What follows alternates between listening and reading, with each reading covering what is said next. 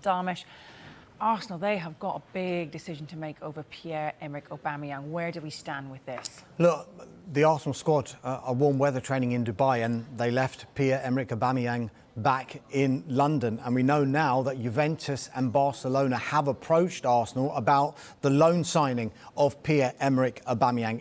There's no offer yet, and this is a difficult deal to do simply because Pierre-Emerick Aubameyang's wages on what remains of his 18 months of his contract are around £350,000 a week. We do know that he would prefer to go to a top European club, and we know that Marseille, PSG, AC Milan, Sevilla, they were interested as well. But now these approaches have come in from Juventus and Barcelona. I think Arsenal would prefer the deals that were on hand with the Saudi Arabian clubs, Al Nassr and Al Hilal, because they know that they would be covering the whole of the wages. They pay a loan fee, they pay an obligation fee come the summer. And if you look at Aubameyang's contract, 18 months left, that could provide a saving of around £25 million. But I just think out of Juventus and Barcelona, the key to this deal could be another club, and that's Atletico Madrid, because Juventus have just announced that they've signed Dusan Vlahovic.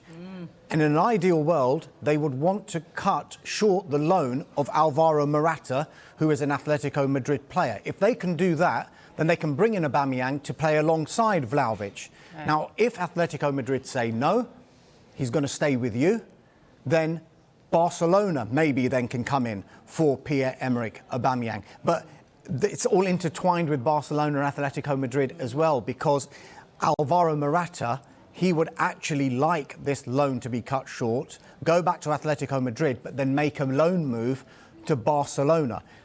Okay. That remains to be seen whether Atletico Madrid would want to do a deal like that. But look, as it stands, no offer.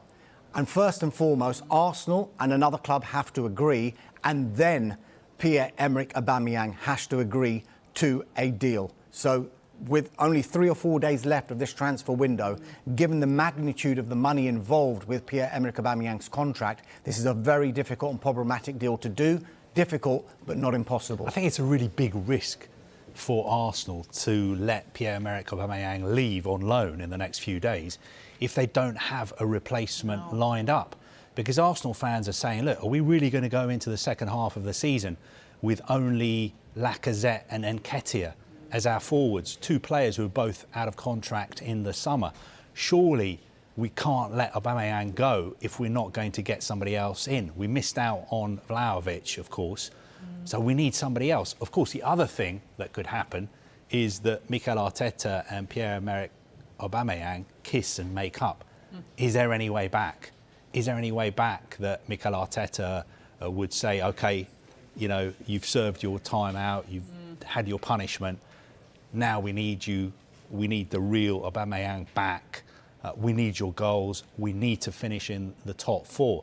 Can their relationship be salvaged? I'm not sure it can, but I just think it would be a really, really big risk to let him leave and then just be left with Lacazette and Nketiah. Carver makes a good point there. There's such uncertainty in Arsenal's forward line at the moment with Aubameyang, Lacazette and Nketiah, last 6 months of their contract. Folarin Balogun wants to get more regular first-team football, as Arsenal want him to do. He's gone on loan to Middlesbrough. Now, it just seems that this is against the backdrop of a January transfer window when clubs always find it quite difficult to get long-term targets done in January. Now, Arsenal do have a lot of long-term targets, particularly in the striking positions. And normally they would think in the summer is when we can probably go for them more easily than midway through a season, because clubs are quite reluctant to let big players go in the middle of a season.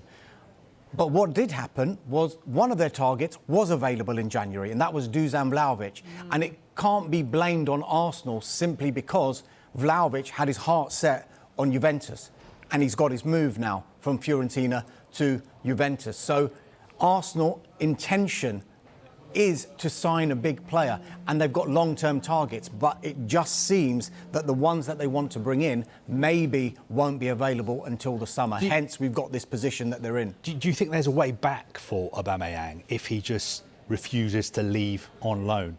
If the window closes on Monday and he's still an Arsenal player and he's getting paid, what, £350,000 a week, do you think Mikel Arteta will continue to leave him out of his plans? Or would it get to a stage where he'd think, look, the question you've got to ask, the question you've got to ask is, has it got to that stage already? If you look at the last 7 weeks, it's been a pretty dismal time. If you're Pierre-Emerick Aubameyang, stripped of the Arsenal captaincy, first of all, he hasn't been in any Arsenal squad for their last 10 games in all competitions, and now he's been left out of this warm weather training squad out in Dubai. It just seems that the direction of travel would be Arsenal are listening to offers, and if they can get a deal that suits all parties before Monday at 11 o'clock, I think they will try and do it. Right, we'll be back with you with gents, but as you can see, the breaking news and the news that the boys have been telling us about, Dusan Vlahovic has signed for Juventus. He was a potential target for Arsenal, of course, but he's completed that move, £62.8 million from Fiorentina.